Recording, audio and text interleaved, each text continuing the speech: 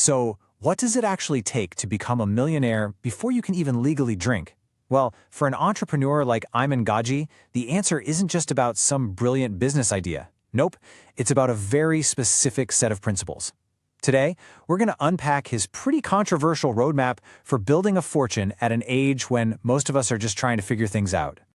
So Gaji says he hit his first $1 million at just 18 years old. Now, he's quick to admit that, yeah, luck and timing were big factors, but he really credits his success to these 7 core principles. He seems to believe they're the foundation that really anyone can use to build their own success. Okay, so what's the big problem he's trying to solve here? He argues that way too many young people want the crown without being willing to go through the fight. They see that flashy lifestyle, the influence, and they want it now, overnight, completely skipping all the hard work that's required to actually earn it. All right, let's get right into it. We're going to start with the mindset, the principles of humility. Then, we'll talk about how you present yourself to the world. After that, we'll cover the discipline you need to build wealth. And we'll wrap it all up with the big takeaway from his entire philosophy. So, these first 3 principles, they are all about your mindset. We're not talking about business tactics yet.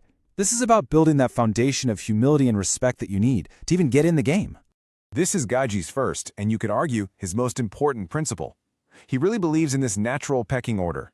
You have to respect the process. You can't just walk in on day 1 and expect to be the captain of the team, you know? Right. So what does being a pawn even mean? It means you're doing the grunt work. You're the ball boy. You're carrying the equipment. You are paying your dues. It's all about earning your stripes before you can become the king. And Gaji is super clear on this. You cannot skip this step. You know, getting successful early on, it can be a total trap. It is so easy to start believing your own hype. Gaji's second principle is a pretty powerful warning. If you don't find something to keep you humble, your ego will absolutely become your worst enemy. And Gaji tells this really raw story from when he was just 17. He hired his first full-time employee who literally relocated to a new country for the job and then quit 4 days later. He says it was just this brutal wake-up call that completely shattered his illusion of being some great leader. That's the kind of humbling experience he believes is essential. And that brings us to the third principle, which is all about the psychology of having money. Look, making money is one thing. But keeping it and growing it, that's a whole other beast. Gaji believes that early success brings a major test of your character. Can you handle it with grace, or are you going to let it all go to your head? All right, so once you've got that mindset dialed in, what's next? Well, it's time to think about how you present yourself. These next 2 principles are all about managing perception, which is just so crucial when you're young and trying to get people to take you seriously. Look, Gaji's point here is blunt. When you're young, the world is already looking for reasons to dismiss you. So why, he asks, would you give them another one with your clothes? The goal isn't to be flashy. The goal is to be credible. So his advice is pretty simple. Ditch the big, flashy labels and the trendy streetwear for something more timeless. Think classic, well-fitting clothes, preferably with no branding at all. The whole point is to make an 18-year-old look more like a 30-year-old, which instantly elevates how old and serious people think you are. Okay, this next one is basically a masterclass in how to handle relationships. Gaji draws this really hard line between acquaintances and actual friends. He says it's totally fine to have a wide network, a lot of influence, but your inner circle, the people you truly, truly trust, that should be ruthlessly small and built on just unshakable loyalty. So, you've got the mindset, you've got the presentation, now comes the hard part, the disciplined action. These final 2 principles are about the really tough choices that Gaji believes are essential for building and keeping wealth when you're young.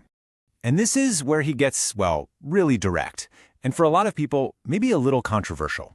His advice to young men is simple. Stop casually dating. He argues that your early years are for building yourself, and casual dating is one of the biggest distractions you will ever face. So he lays out this really stark choice. Either you find a serious day-one partner who's with you from the very start, which he calls the most valuable asset on earth, or you stay completely laser-focused on your goals. In his world, there is just no room for anything in between. And for the final principle, we're not talking about making money anymore. We're talking about keeping it. And the biggest threat to your wealth? It's you. The whole idea here is to protect your money from your own worst impulses. And his logic here is actually pretty simple. When you're young, you're going to be impulsive. So as soon as you make money, you lock it away in assets that are hard to sell, like real estate. The time for enjoying all that wealth, he says, will come later, when you're older and your success is seen as something you earned, not just a fluke. Okay, so we've gone through all 7 principles. What does this all add up to? Let's zoom out and look at the bigger philosophy that connects all of this. You know, when you lay them all out like this, you start to see the bigger picture.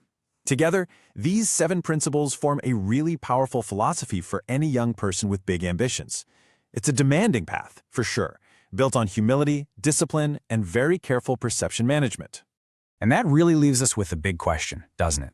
Is this some universal blueprint for young ambition, or is it just the unique, unrepeatable story of one person's crazy journey? Maybe the real takeaway isn't to copy Gaji's path exactly, but to use his principles to build your own.